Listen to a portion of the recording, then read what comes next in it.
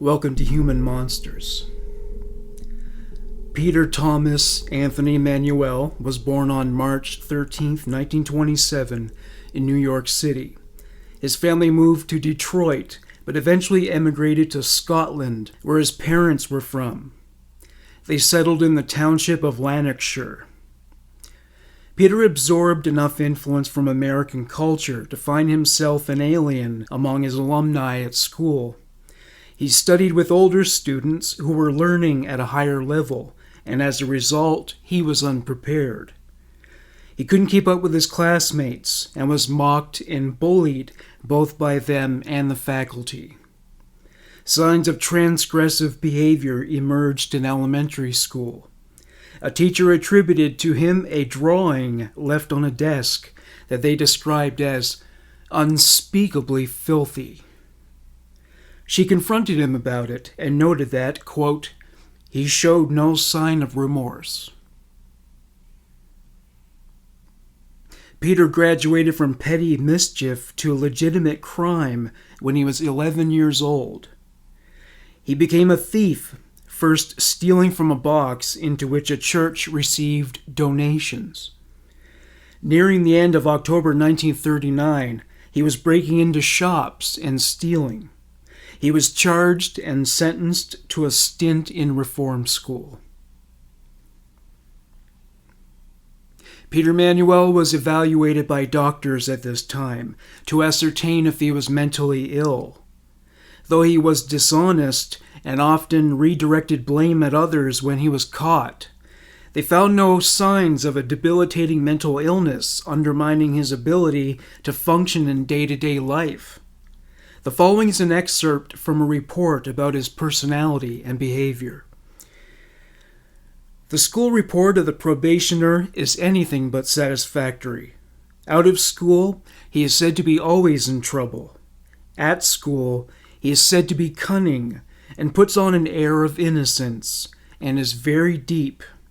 He is deceitful, difficult to believe, and appears to be the ringleader on most occasions. At one time, he was constantly at the dirt track and suspected of theft. He seems to go where he pleases. Once he stayed out all night after being chased by the police for the suspected theft of a £1 note from a pocketbook at the dirt track. The headmistress's final note was that the lad should be away from his present environment.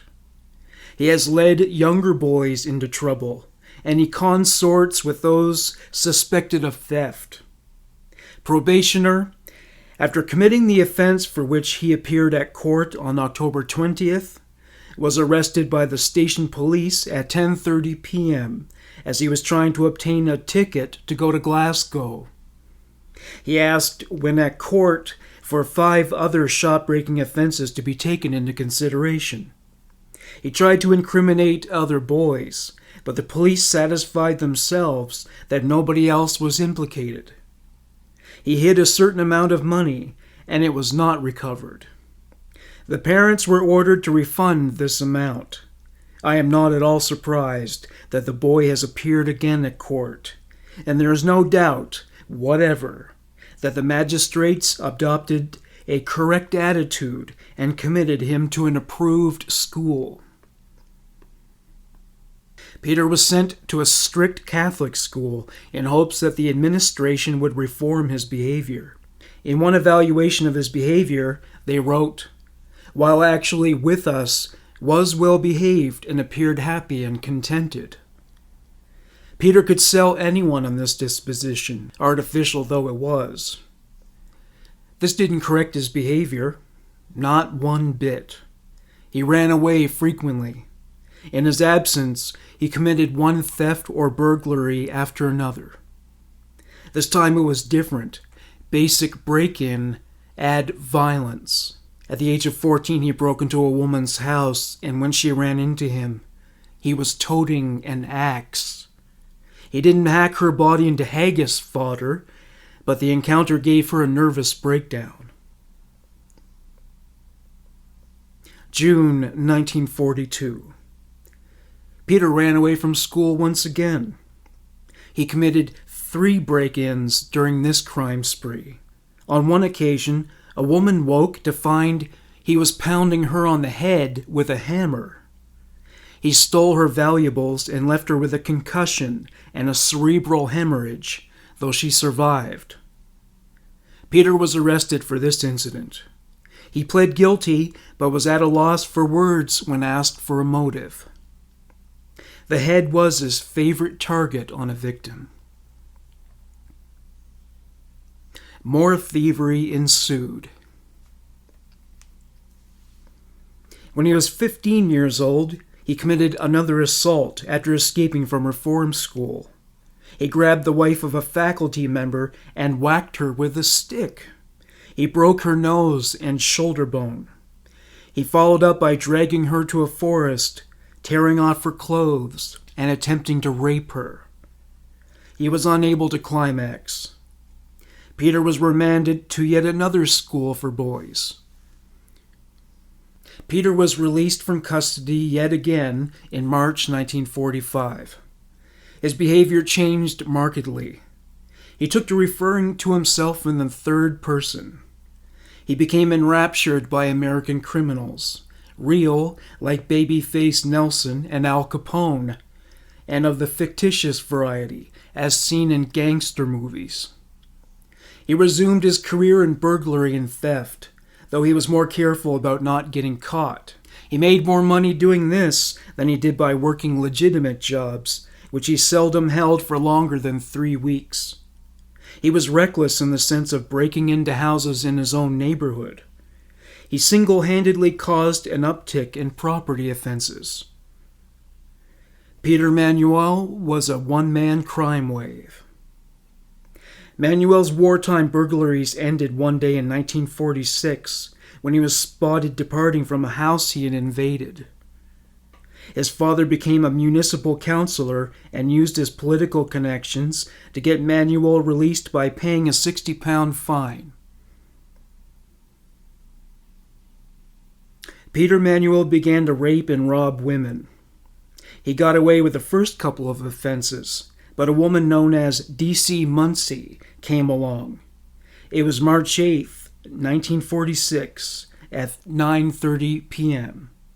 She was walking down the road when she had the distinct feeling of being followed. She didn't see anyone around her. Suddenly, someone forced her to the ground. They placed a hand over her mouth. She tried to bite the flesh of the palm, but he bashed her head on the ground. He told her to be still and shut her mouth. She begged for clemency and offered her purse as collateral for her life. He ignored this appeal. He pulled her up to her feet. With one of her hands behind her back, he drew her toward a railroad bridge. She begged him for mercy, telling him she had just gotten out of the hospital. This was true, as she had been treated for tuberculosis. He punched her and forced her onward toward the railway embankment. It was an isolated and quiet spot, where disruptions and the observations of good Samaritans were few and far between. He pushed her to the ground, ripped her clothes off, and raped her. He finished by tying her scarf tightly around her eyes and departing from the scene. D.C. Muncie reported the incident to police. She was able to identify him in a lineup. She fainted as soon as she laid eyes on him. There was DNA evidence, such as semen stains on her clothing. Manuel was remanded to custody. When he appeared in court, an indecent assault charge was dropped, but he was still charged with rape. Peter chose to defend himself. As quickly as he buried himself due to his legal ineptitude, the jury, just as quickly, appeared in court after only 15 minutes of deliberation and announced a guilty verdict. He was sentenced to 8 years in prison. He was charged for many of his burglaries, 18 to be exact. He was found guilty of 15. He was sentenced to a year for burglary. His attempted appeals were as ill-fated as his turn at representing himself in court. Prison did little to scour Peter Manuel's brain of its orientation toward malfeasance. In particular, he was plotting revenge against someone referred to as Mr. Mackenzie. In a letter to his parents, he wrote, "You see, I am prepared to do the 8 years because I will have the satisfaction of giving Mackenzie the little article he was looking for. You tell me I am best to do my time and forget him, but unfortunately for Mr. Mackenzie, I'm not made like you. I know from your point of view that sounds all right, but it is me who is doing the sentence. I am watching the best years of my life roll away, and I can tell you that after doing a year, it's no picnic. That is why I say it is no good giving advice. My mind is made up. Mackenzie is going to get it. But from what you have told me, he has been on to you as well. Well, next time you see him, remind him that he has a wife and kids too, and 5 years and 3 months to make the best of it. But mind and stress the wife and kids bit. He will understand." Well, I think that's all for now, so cheerio, your loving son, Peter. The letter was intercepted by prison authorities and never sent. Manuel was a pain in the ass to prison authorities. He constantly ran afoul of prison rules and complained about the way he was treated, usually characterizing the treatment as unjust. A prison psychiatrist wrote a report that could very well have served as a life review for Peter Manuel. His record from the age of 12 makes it clear he is an aggressive psychopath. He has had all the benefits of the juvenile court treatment and Borstal treatment, and it is doubtful whether, even at the beginning of his sentence, any constructive work could have been done with him. There is nothing I can suggest now. October 1952. Peter Manuel was released from prison and moved back into his family's home. He worked one job after another, fired from each. He was a dyed-in-the-wool criminal. He was seduced by the glamour of the underworld, and that was where he felt he belonged. He wasn't far off the mark. A man named Mad Frankie Fraser was an author and former leading figure in London's underworld. He recalled that Peter Manuel offered to work as a hitman for gangs, but he was rejected because, quote, he couldn't keep his yap shut. Indeed, he liked to talk big. He always tried to sell himself as the Al Capone of the United Kingdom. The truth was, he was small potatoes. He would meet with police officers at restaurants and claim he had inside information about offenders and their crimes. It took no time for them to laugh off his tall tales and stiff him with the bill.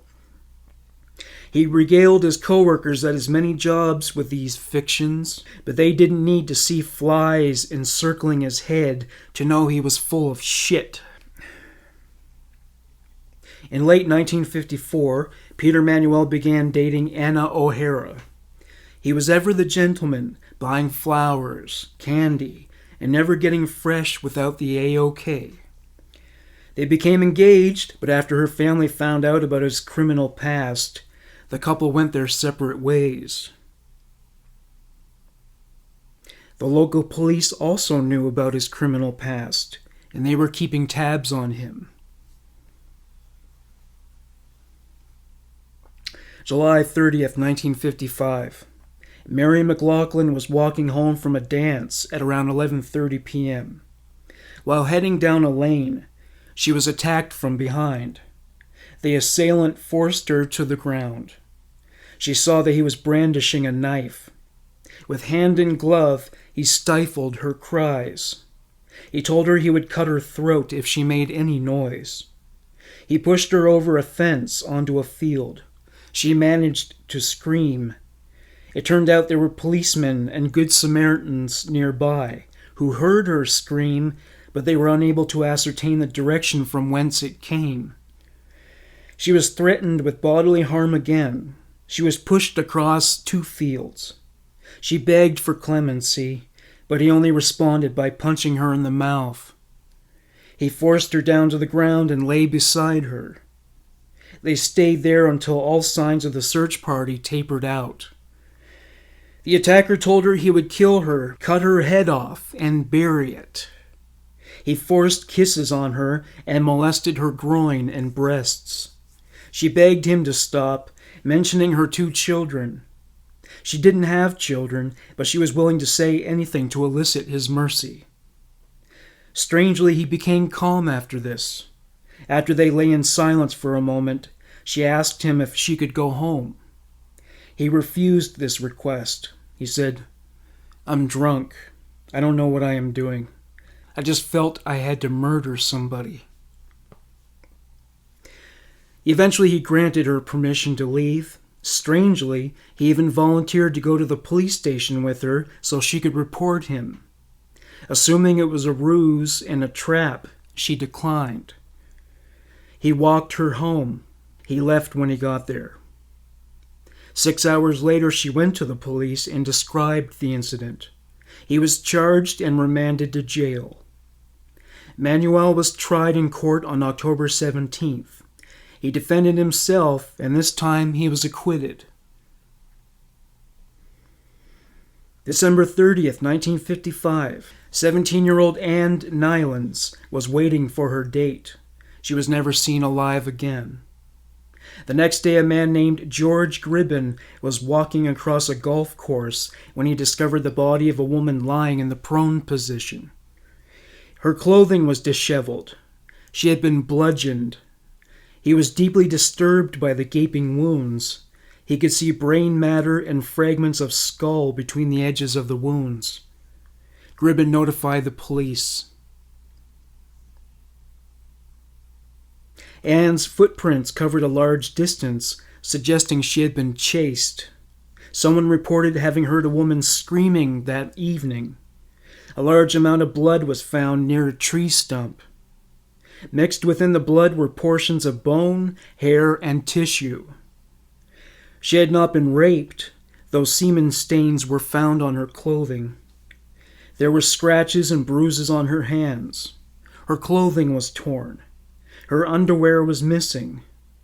The cause of death was determined to be a crater-shaped injury on her head. She was stricken on her head multiple times. The vault of her skull was demolished. Many young men who resided in the area were questioned about the incident, Peter Manuel among them, but they were all dismissed without charges.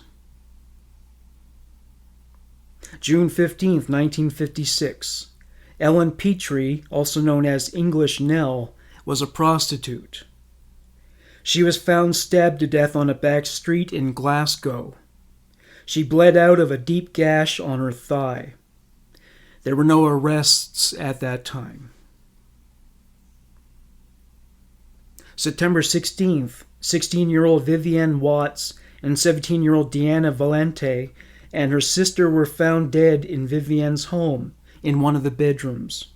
As their corpses lay in bed, blood ran from their noses and mouths onto the linens. There were gunshot wounds on their heads. Vivienne was found in another bedroom. The covers were pulled up to her chin. She was shot in the head. There were other signs of foul play, such as a struggle. Several objects were strewn about the floor, like clothing. Furniture had been turned over. Vivienne's final death throes manifested as 3 or 4 loud snorts as she was discovered. The girls were not raped, but their clothing had been tampered with in such a way that their crotches were exposed. Vivienne had a bruise on her chin, suggesting she had been punched. Bruises were found on the mons pubis. William Watt, Vivienne's father, was charged for this crime. One curious detail of Peter Manuel's home invasions was the vandalism. He would deliberately throw furniture over, muss up bed linens, throw condiments and other substances on the floor. He would take items that were not valuable, while occasionally leaving articles like jewelry on the floor. March 23, 1956. Peter Manuel and an accomplice broke into the canteen of Blantyre Colliery. They were arrested and charged. Manuel represented himself in court as usual, but that time his argument didn't hold up so well, and he was given an 18-month prison sentence. He served his time in the same prison as William Watt. Watt was released from prison on December 3rd.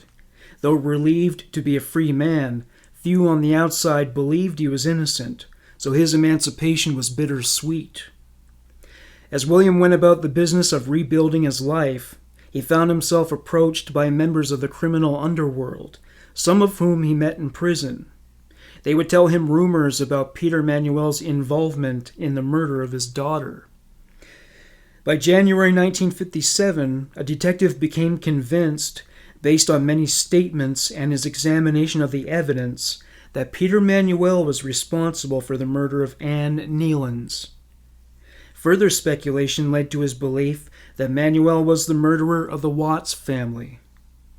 It was now widely believed among the investigative staff of Glasgow's police force that Peter Manuel was a murderer. Manuel met with police officials and fed them lies about the man he blamed for the crimes, that being Charles Tallis, who was his accomplice in the aforementioned burglary. The problem was, the details were inconsistent with those that were gleaned by investigating the crime scene and other clues and leads. Joe Brannan was Peter Manuel's accomplice in an aborted robbery in 1956 that led to Brannan getting caught. Joe didn't rat on him, but later police persuaded him to inform on Peter. Manuel trusted him since he had not turned him in before, and he felt comfortable about confiding in him. Brannan would go on to be a key witness for the prosecution at Manuel's murder trial. Due to the testimony of former accomplices and exemplary investigative work by the police, Peter Manuel was taken into custody. He agreed to write a confession. This is that confession. 15th of January, 1958. To Detective Inspector McNeil, I hereby promise to you personally that I am prepared to give information to you that will enable you to clear up a number of unsolved crimes which have occurred in the county of Lanarkshire in the past 2 years. This promise is given that I might release my father and my family from any obligations or loyalties they may feel on my behalf. I wish to see my parents and make a clean breast with them first. The crimes I referred to above are crimes of homicide.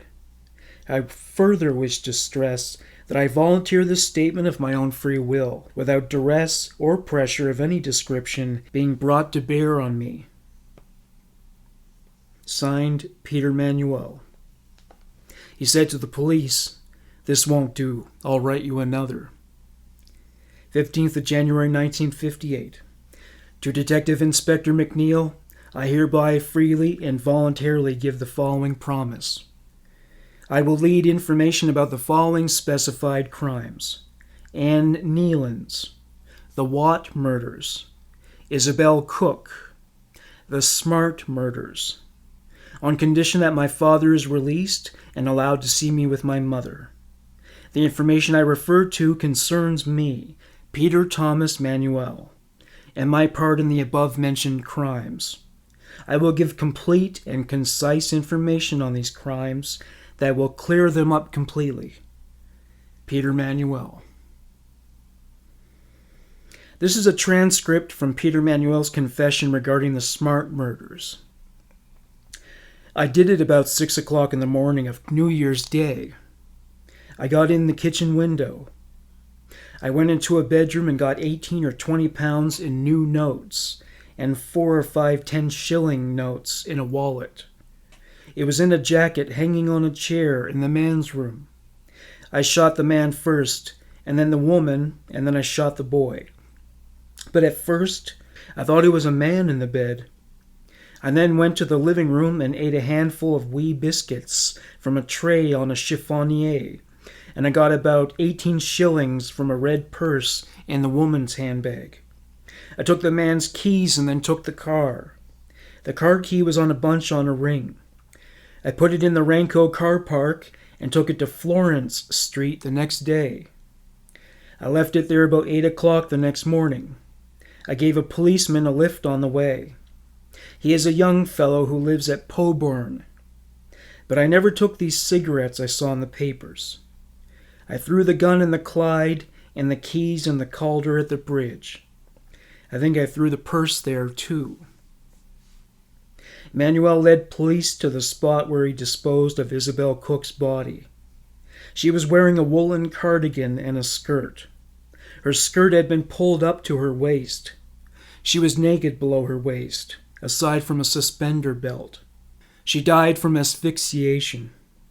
Her scarf hung from her mouth, as it had been used as a gag. Her brassiere was wrapped around her throat. It was used as a garrote. It was deeply planted within her skin and was extracted with concentrated effort. There were bruises on her left eye and on other areas of the left side of her face. She had been punched in other areas so hard they did irrevocable damage in their own right. Following this, Manuel gave a third statement on January 16, 1958. I am at present in custody at County Police Headquarters, Hamilton, on a charge of murder. I have been informed that I am not obliged to say anything unless I wish to do so, but whatever I say will be taken down in writing and may be given in evidence. I have been informed that I am entitled to have the benefit of legal advice before making this statement. I wish to make a statement. I hereby confess that on the first day of January 1956, I was the person responsible for killing Annie Nylans. On the 17th of September 1956, I was responsible for killing Mrs. Marion Watt and her sister Mrs. George Brown, also her daughter Vivian. On the 28th of December 1957, I was responsible for killing Isabel Cook. On January the 1st, 1958, I was responsible for killing Mr. Peter Smart, his wife Doris, and their son. I freely admit and acknowledge my guilt in the above-mentioned crimes, and wish to write a statement concerning them. On the 1st of January 1956, I was in East Kilbride at about 7 p.m. in the evening. At about 7:30 p.m., I was walking towards the cross when I met a girl. She spoke to me and addressed me as Tommy. I told her my name was not Tommy, and she said she thought she knew me. We got to talking, and she told me she had to meet someone, but she did not think they were turning up for the meeting. After a while, I asked her if she would like some tea or coffee. She assented, and we went into the Willow Cafe. I do not remember how long we were there, but it was not long. When we came out, she said she was going home, and I offered to see her home. She said she lived miles away, and that I would probably get lost if I took her home. I insisted, and she said all right. We walked along the road up to Max Welton Road. From there we went along a curving road that I cannot name. About halfway along this road, I pulled her into a field gate. She struggled and ran away, and I chased her across a field and over a ditch. When I caught up to her, I dragged her into a wood. In the wood, she started screaming, and I hit her over the head with a piece of iron I picked up. After I had killed her, I ran down a country lane that brought me out at the General's Bridge at the East Kilbride Road. I do not know where I flung the piece of iron. I then ran down to High Blantyre and along a road that brought me to Bardykes Road. I went along Bardykes Road and over the railway up to where I live. I got home about 10:15 p.m. On the 16th of September 1956, I left the Wood End Hotel, Mosend, at 10 p.m. in the evening. I took 2 women into Glasgow. One, I dropped from a taxi at 283 High Street, Glasgow. The other one I took to Merchiston Street in North Carntine. I left her there and took the taxi to Parkhead Cross. At the cross, I caught the bus to Birkinshaw. When I arrived home, I met a man I knew, and he took me in a car up to Burnside. He had another man and a woman with him. We broke into a house in Fensbank Avenue. Number flung the gun in the Clyde at the suspension bridge. I got the gun in a public house in Glasgow called the Mercat Bar, which is at Glasgow Cross. I do not remember the date I got the gun. I got the gun as one of a pair I bought. The man who fixed it for me told me the 2 men who came into the pub were policemen. The other gun was taken by a man from Burnbank. I never found out what became of it. On the 28th of December, 1957, I went to Mount Vernon about 7 p.m., going by bus from Birkinshaw to Mount Vernon. I walked up a road leading to the railway bridge that runs from Bothwell to Shettleston. Just over the bridge, I met a girl walking. I grabbed her and dragged her into a field on the same side as Ryland's riding school. I took her along the field following the line in the Bothwell direction. I took her handbag and filled it with stones from the railway.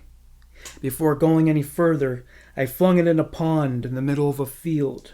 I then made her go with me along towards the dog track. When we got near the dog track, she started to scream. I tore off her clothes and tried something around her neck and choked her. I then carried her up a lane into a field and dug a hole with a shovel. While I was digging, a man passed along the lane on a bike. So I carried her again over a path beside a brickwork into another field. I dug a hole next to a part of the field that was plowed and put her in it. I covered her up and went back the way I came. I went back to the road and got her shoes, which had come off at the outset. I took these and her clothes and scattered them about. The clothes I flung in the River Calder at Broomhouse. The shoe I hid on the railway bank at the dog track. I went up the same path and came out at Baillieston. I walked along the Edinburgh Road and up Aitkenhead Road to Birkinshaw, getting there about 12:30 a.m. The first hole I dug I left as it was.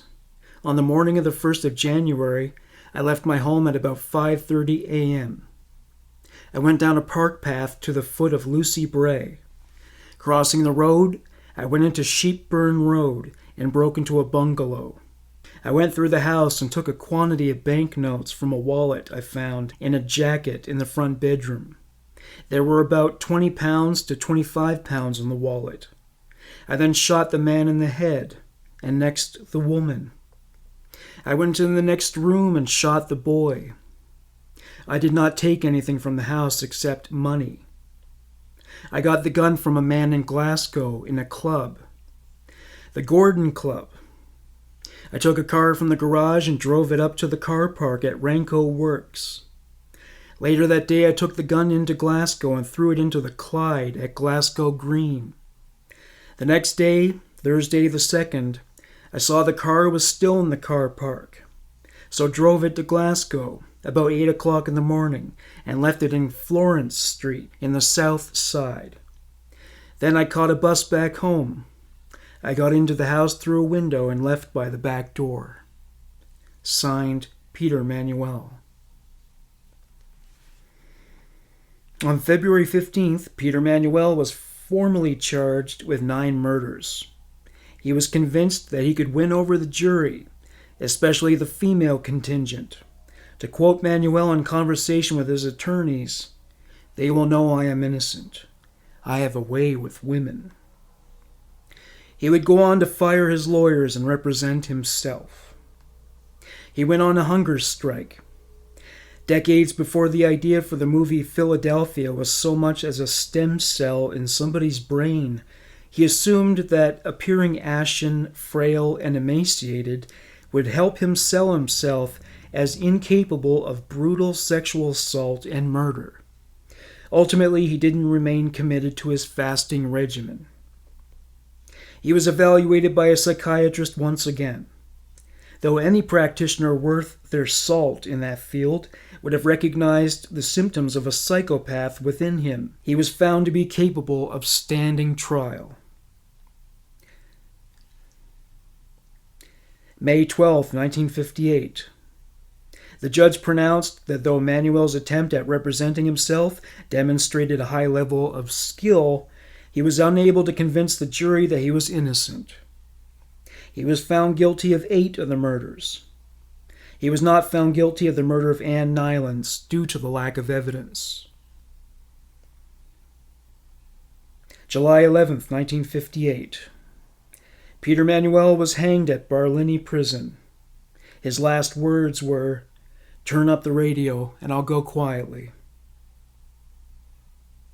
Thank you for listening to Human Monsters. Bye for now.